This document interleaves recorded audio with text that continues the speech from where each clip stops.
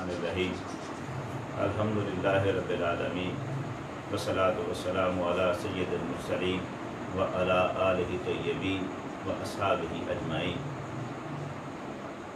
आज हमारी गुफ्तगू का मौजू एक उस्ताद की अज़मत और उसके एहतराम के बारे में। अल्लाह जल्ल शानुहु ने कुरान मजीद में हुज़ूर सल्लल्लाहु अलैहि वसल्लम का जो तारुफ़ करवाया है, जा बजा आप सल्लल्लाहु अलैहि वसल्लम के तारुफ़ में एक ख़ास बात फरमाई, युअल्लिमुहुमुल किताब वल हिकमा। ये नबी इन लोगों को किताब और हिकमत की तालीम देता है, किताब और हिकमत सिखाता है। ये जो यहाँ पर इरशाद बारी ताला हुआ, युअल्लिमुहुमुल किताब वल हिकमा, आप किताब और हिकमत की तालीम देता है। इसी से सरकार दो आलम सल्लल्लाहु अलैहि वसल्लम ने इरशाद फरमाया, इन्नमा बुइस्तु मुअल्लिमन, मुझे तो मुअल्लिम बनाकर भेजा गया है, मुझे तो उस्ताद बनाकर भेजा गया है, सिखाने वाला बनाकर भेजा गया है। जब सरकार दो आलम सल्लल्लाहु अलैहि वसल्लम का ये तारुफ कुरान में और ख़ुद आपके फरमान में आ गया है, तो यहीं से एक मुअल्लिम की किस्मत का सितारा जगमगा उठता है।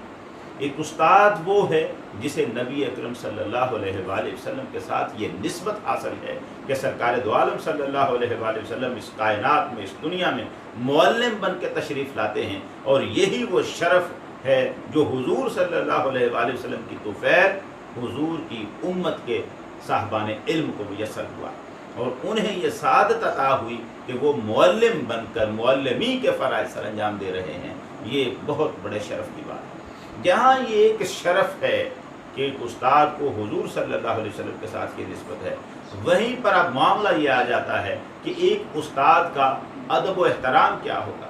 जब मकाम ये है कि सरकार दो आलम की ये निस्बत हासिल है, तो अब उसके एहतराम का मसला होगा कि उस्ताद का एहतराम क्या होगा। हमारे असलाफ ने एक उस्ताद के एहतराम को उसकी हदें मुतय्यन करने के लिए और उसके तरीक़ेकार को वज़ा करने के लिए जब बातें की हैं, तो उन्होंने असूल उस मजलिस से हासिल किए हैं जो असहाब रसूल की मजलिस सरकार दो आलम के सामने हुआ करती थी। जैसे सरकार दो आलम सल्लल्लाहु अलैहि वसल्लम की मजलिस मुबारक में असहाब अपने सरों को हिलने नहीं दिया करते थे कि कहीं ऐसा ना हो कि ऐसे है गोया कि हमारे सरों पे परिंदे बैठे हैं और अगर हमने सर को भी हरकत दी तो परिंदे हिल जाएंगे। खामोशी के साथ, तमकनत और वक़ार के साथ, अदब के साथ जो बैठा करते थे। और हुजूर सय्यद आलम सल्लल्लाहु अलैहि वसल्लम जब जुमे का खुतबा दिया करते थे तो सहाबा जिस कदर खामोशी से सुना करते थे, हमारे बुजुर्गों ने एक उस्ताद के सामने बैठी हुई इस मजलिस के आदाब यहीं से हासिल किए। तलबा पर यही लाज़िम करार दिया कि वो भी अपने उस्ताद की बात को इसी अदब व वक़ार के साथ, खामोशी के साथ सुने। ये आदाब सरकार दो आलम सल्लल्लाहु अलैहि वसल्लम के आपके मर्तबे के साथ तो कोई शामिल नहीं हो सकता। आप तो अपनी सिफ़ात में जो अल्लाह ने आपको अता की हैं, मुनज़्ज़हुन अन शरीकिन फ़ी महासिनिही, आप अपने महासिन में हर शरीक से मुनज़्ज़ह है। वो सिफ़ात किसी और को कहाँ हासिल। लेकिन हुजूर का परताव है, हुजूर का फैज़ान है, हुजूर की तजल्ली है जो जिससे मुनव्वर हुए हैं ये असातिज़ा। अब उस फैज़ान का असर ये है कि वो सोहबत उस्ताद की, उसके लिए आदाब। मामला तो यहाँ तक गया। आप देखिए सही बुखारी में इमाम बुखारी रहमतुल्लाह अलैह एक हदीस को लाए हैं। ये हदीस हज़रत अनस बिन मालिक रज़ी अल्लाह ताला अन्हु से रिवायत है और उसमें एक मौका है जहाँ सरकार दो आलम सल्लल्लाहु अलैहि वसल्लम ज़ोहर की नमाज के बाद मिंबर पर जलवा फरमा होते हैं और आप सल्लल्लाहु अलैहि वसल्लम क़यामत के बारे में तज़किरा फरमाते हैं। क़यामत से पहले आने वाले, पेश आने वाले बड़े बड़े मामलात का तज़किरा फरमाते हैं। और वही तज़किरा फरमाते हुए नबी अकरम सल्लल्लाहु अलैहि वसल्लम बड़े जलाल के अंदाज में आप इरशाद फरमाते हैं, मन अहब्बा अन यसअल अन शैइन फलयसअल अन, जो कोई चाहता है किसी चीज़ के बारे में पूछना चाहता है वो मुझसे पूछे। वल्लाहि ला तसअलूनी अन शैइन इल्ला अखबरतुकुम बिही मा तुम फी मकामी हाज़ा, अल्लाह की कसम जो कोई भी मुझसे कुछ भी पूछेगा यही खड़ा खड़ा उसको उसकी खबर दूंगा, उसका जवाब दूंगा। जब सरकार दो आलम सल्लल्लाहु अलैहि वसल्लम ने ये इरशाद फरमाया तो असहाब उठे। एक सहाबी उठा, उसने भी सवाल किया, दूसरे सहाबी ने भी सवाल किया। ये रिवायत है जो इमाम बुखारी बयान करते हैं। लेकिन आप सल्लल्लाहु अलैहि वसल्लम जब सवाल का जवाब दे तो फिर फरमाते सलूनी, पूछो मुझसे, सलूनी, पूछो मुझसे। बार बार जब आप सलूनी सलूनी फरमा रहे थे, पूछो मुझसे, पूछो मुझसे, तो आपका ये अंदाज, ये जलाल, ये रोब व दबदबा, ये वकार का अंदाज देखकर صحابہ کرام کے اوپر ایک عجیب کیفیت آئی، رونا شروع کر دیا کہ سرکار دو عالم صلی اللہ علیہ وسلم اتنے پرجلال انداز میں جو ارشاد فرما رہے ہیں، رو رہے ہیں صحابہ۔ حضرت عمر فاروق رضی اللہ تعالیٰ عنہ آگے بڑھے۔ اب جو لفظ یہاں پر امام بخاری نے نقل کیے ہیں وہ کیا ہے؟ بارہ کا عمر علی رکبتیہ ہے، حضرت عمر فاروق رضی اللہ تعالیٰ عنہ اپنے گھٹنوں کے بل کھڑے ہو گئے۔ اس کا ایک معنی ہے کہ اب دو زانو ہو کر بیٹھ گئے، مگر دوسرا بھی معنی اس کے قریب، دونوں میں سے کوئی بھی کیفیت ہو سکتی ہے، دو زانو ہو کر ادب سے بیٹھ جانا یا گھٹنوں کے بل کھڑے ہو جانا۔ بارہ کا عمر علی رکبتیہ، اور آپ عمر فاروق رضی اللہ تعالیٰ عنہ اس کیفیت میں کھڑے ہو کر گھٹنوں کے بل آپ یہ عرض کر رہے تھے، یا رسول اللہ رضینا باللہ ربا وبالاسلام دینا وبمحمد نبیا، حضور ہم اللہ کے رب ہونے پر، آپ اسلام کے دین ہونے پر آپ صلی اللہ علیہ وسلم ہمارے نبی بن کے آئے ہیں، ہم اس بات پہ راضی۔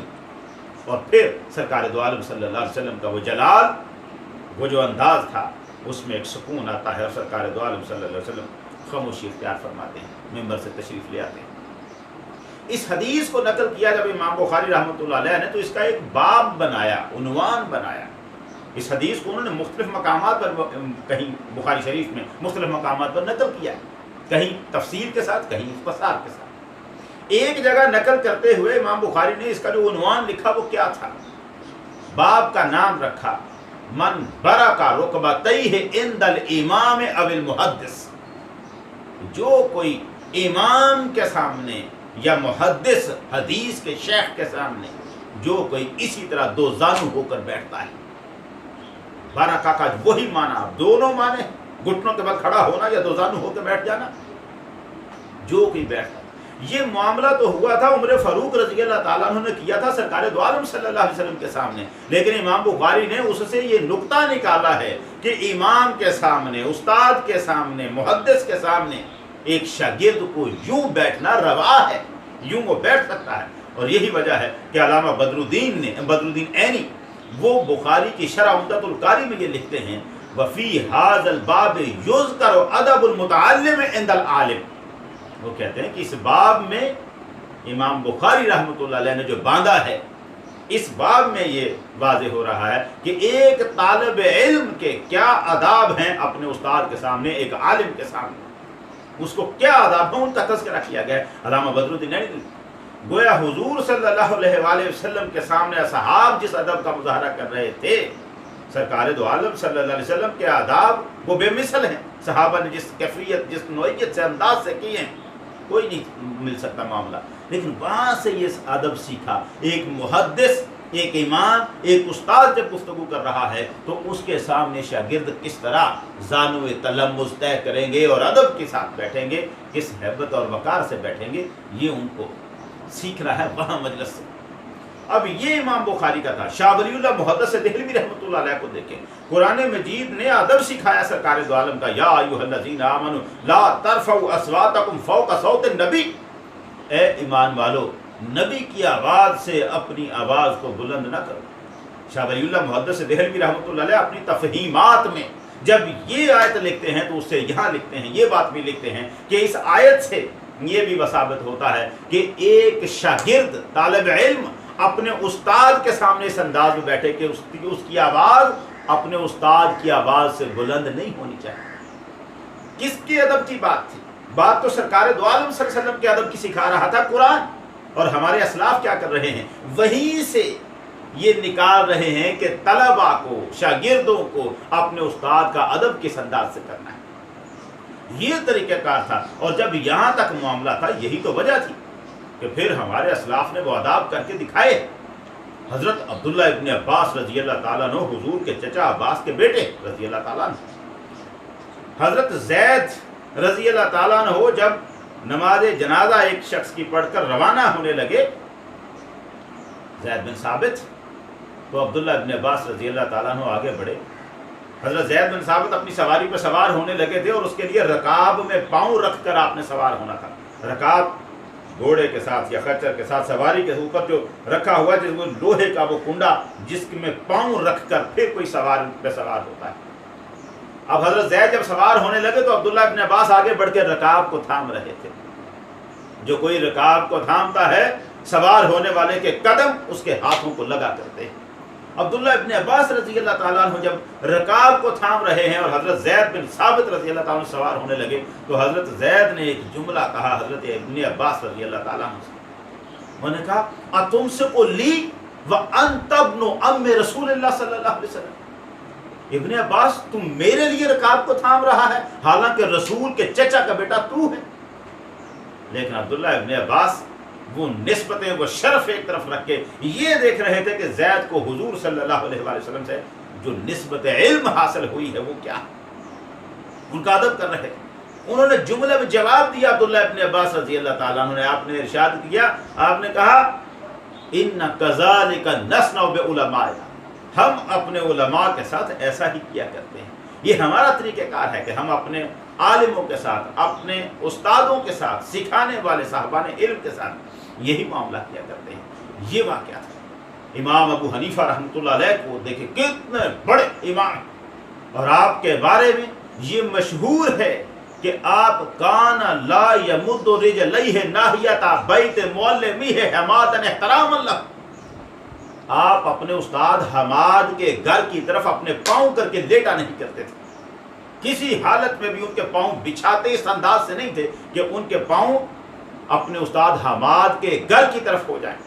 حالانکہ حماد کا گھر کوئی ساتھ والی گلی میں نہیں تھا، کتنا لمبا فاصلہ تھا ان کے استاد حماد کے گھر کا امام ابو حنیفہ سے، مگر وہ اس بات کو پسند نہیں کرتے تھے کہ میرے استاد کے گھر کی طرف میرے پاؤں ہو جائے.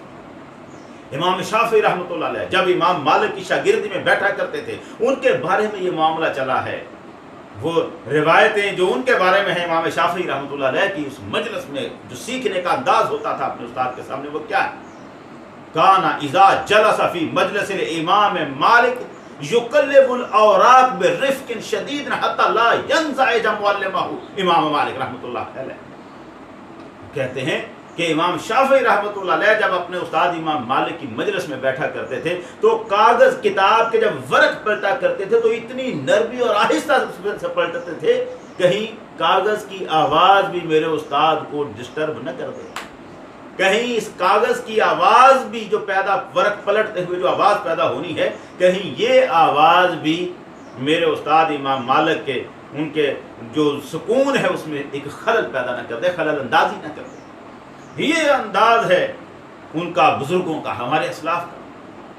کس کو نہیں معلوم ہارون الرشید کا وہ تاریخ ساز واقعہ کہ اپنے بیٹے کو جب دیکھا کہ وہ اپنے استاد جس کے پاس وہ سیکھتا تھا استاد اسماعیل رحمۃ اللہ علیہ، ان کے پاس جب ان کا بیٹا شاگردی میں تھا وہ ایک دن ہارون الرشید کی اتفاق کر نظر پڑی ایک ایسے منظر پر، دیکھا کہ استاد پاؤں دھو رہا تھا اور ان کا بیٹا بادشاہ وقت کا بیٹا خلیفہ ہارون الرشید کا بیٹا پانی ڈال رہا ہے اور استاد اپنے ہاتھوں سے پاؤں دھو رہا ہے، اپنے پاؤں دھو رہا ہے استاد، مگر پانی بیٹا ڈال رہا ہے. کوئی تو کہہ سکتا ہے بادشاہ کا بیٹا ہے اس کو کس کام پہ لگا رکھا، لیکن ہارون الرشید وہاں سے گزر جاتا ہے، پیغام بھیجتا ہے، ادب کے ساتھ بلاتا ہے استاد کو اور ایک جملہ ان سے کہتا ہے بڑے ادب کے ساتھ. ہارون الرشید کہتا ہے انما دفعتہ الیک لتعلمہ وتؤدبہ.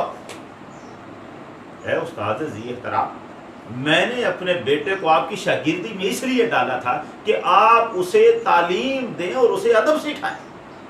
اب یہ بات دربار میں ایک مرتبہ تو ایک عجب سا منظر بنتا ہے کہ یہ کیا کہہ رہے ہیں ہارون الرشید، کیا ہوا ہے؟ ہارون الرشید کا اگلا جملہ یہ تھا کہ کیوں آپ نے ایسا کیا کہ میرا بیٹا پانی ڈال رہا تھا اور آپ اپنے ہاتھوں سے اپنے پاؤں دھو رہے تھے؟ ایسا کیوں نہ کہا میرے بیٹے کو کہ ایک ہاتھ سے پانی ڈال اور دوسرے ہاتھ سے میرے پاؤں کو دھو. ہارون الرشید اپنے بیٹے کے بارے میں یہ استاد کو کہہ رہا تھا کہ ایسا چاہیے تھا، میں تو یہ چاہتا تھا کہ میرا بیٹا ایک ہاتھ سے پانی ڈالتا اور دوسرے ہاتھ سے آپ کے پیروں کو مل مل کے دھو رہا. آپ نے یہ کیا کیا کہ آپ نے اسے صرف پانی ڈالنے پہ لگایا ہے اور خود اپنے ہاتھوں کو زحمت دے رہے ہیں. میں نے آپ کے پاس اس لیے ڈالا تھا میرے بیٹے کو تعلیم دیں اور اسے ادب سکھائیں. یہ ہیں استاد کا ادب و احترام. وہ باتیں جو مشہور ہیں کہ علامہ اقبال رحمۃ اللہ علیہ نے اچانک کہیں سے دیکھا کہ ان کے استاد سائیکل پہ گزر رہے ہیں تو اقبال ان کے پیچھے پیچھے دوڑنا شروع کیا. استاد کو پتہ بھی نہیں تھا کہ میرے پیچھے میرا شاگرد اقبال دوڑ رہا ہے، اور دوڑتے دوڑتے 2 کلومیٹر کا فاصلہ طے کیا.